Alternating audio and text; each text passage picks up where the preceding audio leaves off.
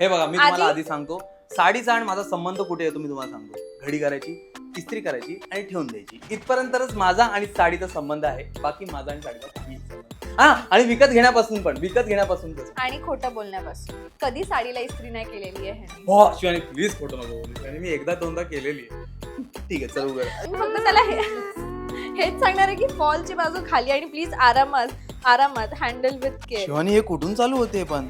पदर तर तुला ओळखता येईल ना? हा पदर आहे. हा, तिकडे तो शॉपकीपर वाल्यांना सांगत असतो, ये पदर आहे ना, ये पदर आहे ना. कधी कधी तो ब्लाऊज निघतो, पण ठीक आहे. माझं मी थोडी घालतोय दररोज, मला नाही कळणार. पण तरी काय माहिती, आता मी कधी पण अशी साडी वगैरे घ्यायला गेलो ना, माहिती नाही याचं काय चाललेलं असतं. हा असा बघणार, जसं काय याला खूप सारं कळतंय. समोरच्याला असं वाटलं पाहिजे ना आपल्या साडीचं सगळं. साडी हातात आली की उलटी करून बघायची.